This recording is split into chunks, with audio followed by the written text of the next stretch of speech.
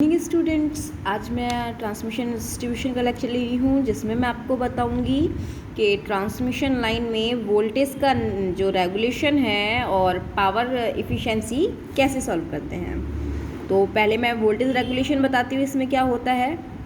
तो फिर जो हमारी जो कहते हैं ना सेंडिंग सिरा यानी प्रेषण सिरे को स्थिर वोल्टता की स्थिति में अभिग्राही सिरों पर यानी कि रिसीविंग जो सेंडिंग एंड से रिसीविंग एंड पर भार से निर्धारित की वोल्टता में परिवर्तन है, इसे अभिग्राही सिरा या वोल्टता के सापेक्ष प्रतिशत आर से व्यक्त करते हैं।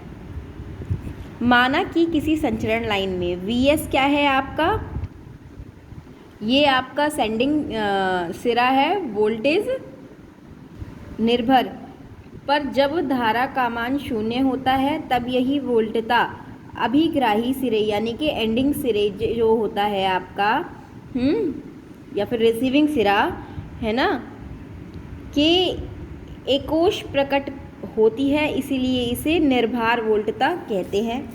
ठीक है, अब है आपका जो होता है रिसीविंग एंड।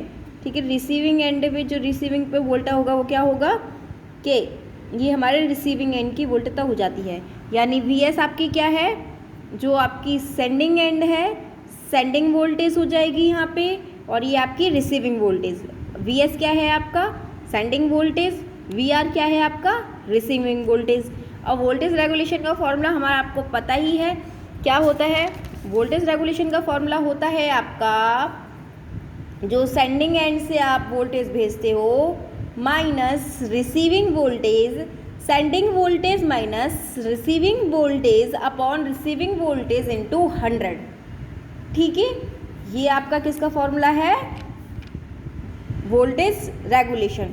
इस सब को आप चाहो तो आपके समझ में नहीं आया हो तो मैं दोबारा बता दूंगी आपको। दोबारा में क्या है कि आपको वोल्टेज रेगुलेशन निकालना है। वोल्टेज रेगुलेशन निकालने के लिए आपको दो चीज़ पता होनी चाहिए, पहला आपको रिसीविंग वोल्टेज और दूसरा आपको सेंडिंग वोल्टेज। तो सेंडिंग वोल्टेज को आप Vs से रिप्रेजेंट करते हो और रिसीविंग को Vr से। तो वोल्टेज रेगुलेशन का फॉर्मूला आपका क्या होता है, हम हमेशा जो वोल्टेज रेगुलेशन है वो परसेंटेज में ही निकालते हैं। तो वोल्टेज रेगुलेशन का फॉर्मूला आपका क्या हो जाएगा, Vs minus Vr upon Vr into 100। ठीक है, अब इसमें से कुछ कंडीशन है, तीन कंडीशन मैं बता देती हूँ।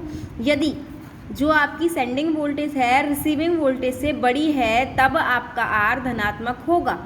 यदि आपकी सेंडिंग वोल्टेज रिसीविंग वोल्टेज से कम है तो आपका जो रेगुलेशन है वो ऋणात्मक होगा, और यदि दोनों बराबर होंगी तो क्या होगा, वह 0 होगा।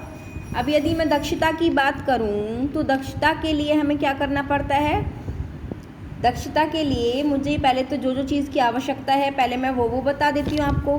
रिसीविंग वोल्टेज, सेंडिंग वोल्टेज, ठीक है, आपका सेंडिंग करंट, रिसीविंग करंट है ना, सेंडिंग पावर फैक्टर और रिसीविंग पावर फैक्टर। तो हमारा फॉर्मूला क्या बनता है इसका, इफिशिएंसी इक्वल्स टू Vr, यानी कि आउटपुट तो हमारा रिसीविंग पे ही मिलेगा, आउटपुट हमारा रिसीविंग पे मिलेगा, यानी कि Vr IR cos phi R, और सेंडिंग पे क्या होगा हमारा Vs IS cos phi S into 100। ये हमारा क्या हो गया, ट्रांसमिशन लाइन में इफिशिएंसी निकालने का फॉर्मूला हो गया।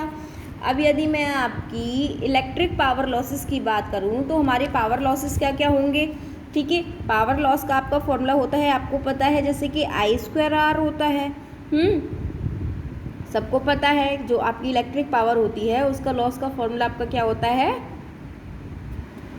I²R, है ना। अब I²R से आप क्या कर देंगे, सेंडिंग को वोल्टेज को निकाल लेंगे, इसको जो माइनस में है। अब हमें लॉसेस निकालने के लिए क्या करना पड़ता है, इनपुट में जो हम देते हैं उसको आउटपुट से माइनस कर देते हैं तो हमारे लॉसेस आ जाते हैं। ठीक है, हमने इनपुट दी उसको 100 और आउटपुट हमें मिल रहा है 90, तो 10 का लॉस हो गया ना। इसी तरीके से हमें लॉस किससे फाइंड होते हैं, जो हम इनपुट देते हैं माइनस आउटपुट, है ना। अब लॉस आपको मिल गए हैं तो आप क्या कर देंगे, जो सेंडिंग ओर है उसको फाइंड कर देंगे, और सेंडिंग ओर को फाइंड करने के बाद हम जो इफ़िशियंसी का फॉर्मूला था उसमें ये वाला जो सेंडिंग एंड था यानी कि इनपुट की जगह हम ये वाली वैल्यू पुट कर देंगे। जब इस वैल्यू को पुट कर देंगे तो हमारा आंसर क्या आता है, देखिए क्या आता है हमारा, VS IS cos phi S minus I square R into 100। या फिर इसमें हम क्या कर देंगे,